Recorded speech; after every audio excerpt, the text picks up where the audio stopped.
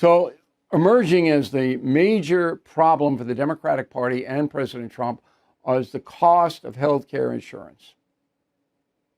That is worrying people. It's out of control. And I don't know what the president's going to do about it. Very complicated issue. A couple of polls.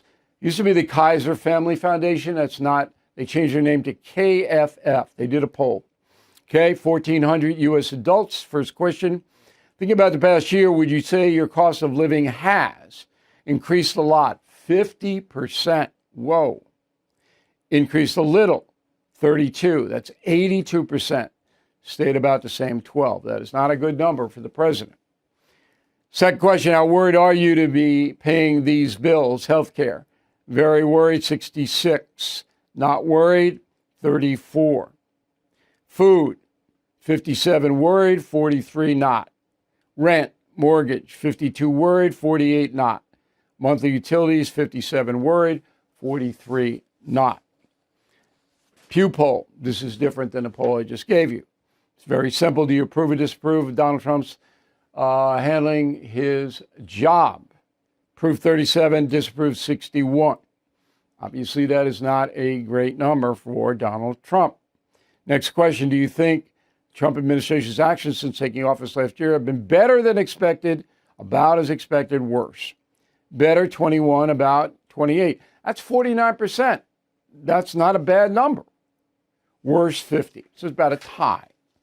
Another poll. This is the McLaughlin poll. Now, John works for President Trump. So it's a Republican-generated poll. That being said, John McLaughlin's been very accurate. We wouldn't use him if he wasn't. So, 1,000 likely voters. The Pew poll is 8,500 U.S. adults. Nothing to do with likely voters or registered voters. Okay? These are the people who are avid under McLaughlin. Question, do you approve or disapprove of the job Donald Trump is doing? Approve 50, disapprove 47. That is the biggest discrepancy I've seen quite some time. Okay? Do you support or oppose deporting known criminal and terrorist migrants? Support 87, oppose 10. Do you support or oppose deporting all migrants? Support 62, oppose 32. That startling number right there. Joining us now is John McLaughlin from upstate New York. So when you saw the Pew poll goes way the opposite way of your poll, you said to yourself, what? Let me check the internals. Let me check the demographics, how they did it. And it's only, it's literally 28% Republican. We model ours after actual voter turnout. My survey matches up with the CNN exit polls from the last presidential race. Their poll, we had Republicans 35%, Democrats 34%, very close to the CNN poll. Their poll has only 28% Republicans. So are you saying they cooked the books here?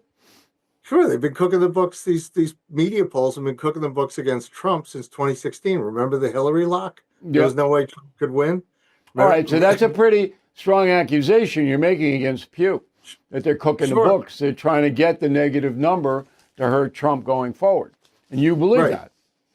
Oh, I believe it. Because it's adults, and they know it's not apples to apples, but they get a big headline. And you look at polls, I mean, there's been a series of them in the last couple of weeks. Our friend Larry Kudlow did a series on this where you have when you look at the New York Times poll that was registered voters, they only have 38% Trump voters. We got 50 in the last election. We got 50% of the vote. We won the popular vote. You have polls like the Economist YouGov.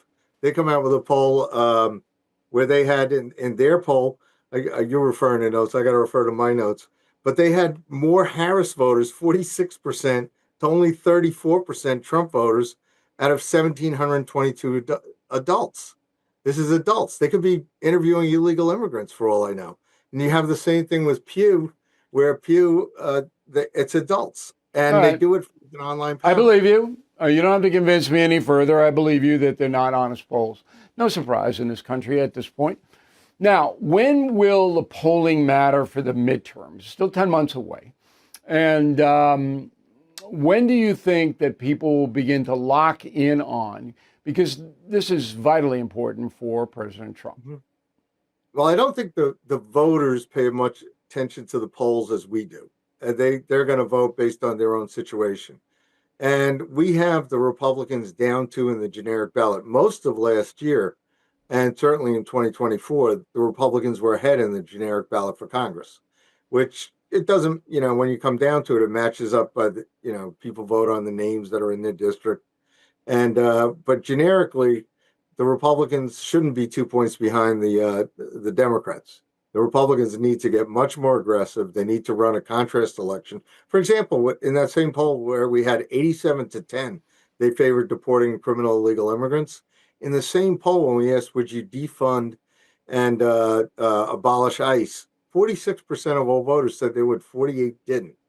And when you're looking at disconnect, well, who is going to deport criminal illegal immigrants? It's the immigration. So the Democrats, and you mentioned it up front about this fellow Neville Singham from overseas funding a campaign against immigration.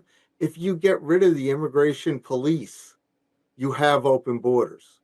You then the country's destabilized, and these illegal people don't link it together. It's all an emotional response. We know that.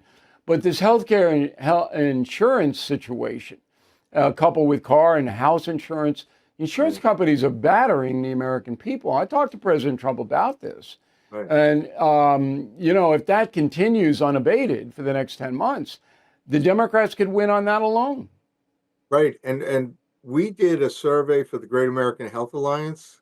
Last week, it was released in Washington. Almost 4 to 5 voters support healthier savings accounts. This was an idea Steve Forbes came up in 95, 96 of the presidential race, where you get money that's tax deductible. Could be your own money, could be your employer's money.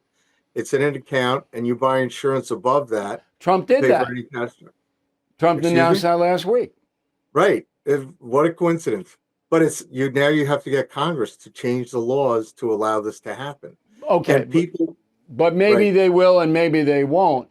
The messaging, though, on all of this, look, it's very clear, John, and I don't know how you, as a pollster, you process this. There are two issues the press, the media is driving: Epstein and ICE. They don't want to know about India or favorable trade agreement, or they don't want to know about savings accounts that would, provide money for kids. And they don't want to know about any of that. Okay? Right. Because the two issues that they've latched onto, they believe, the corrupt American media, will damage the Republicans and Trump in November. So they're going to just jam this all day long, every day. And that's what's happening. So how do you overcome that? You have to overcome it the way President Trump did in his last campaign. The tough part is he's not on the ballot this time. But he really is. He really is. He is. Well, but it's the disadvantage, because people are voting on you as a national referendum, even though you're not on the ballot. Right. It has to get outside the beltway. In the campaign, we broke through the mainstream media by going out directly to the voters, using social media. President Trump did like over 100 policy videos. People that would go to his rallies, we might get 100,000 people there. You would have hundreds of thousands of people send us emails and texts trying to go. The campaign could then use that information to promote ideas and our position on the issues and do a straight contrast with the Democrats. President Trump ran because he ran directly against Biden and Harris's failed policies. The Republicans need to hold Chuck Schumer and Hakeem Jeffries accountable for open borders, for wanting to raise taxes. How can they talk about affordability when every Democrat in the House voted to raise taxes by $4.5 trillion this year? That's what they did last year. They voted to do that. They voted against the bill. But no one's holding them accountable. We have to get out there. We have to go outside the beltway. Well, I don't know about the we, but it's going to be tight. But I think things will happen. Dramatic things are going to happen in the next 9 months that will, and we really appreciate you talking to us, John, from time to time. If you see any trends emerging, let us know. I think about September, the polls will really start to matter. And thanks for coming on tonight.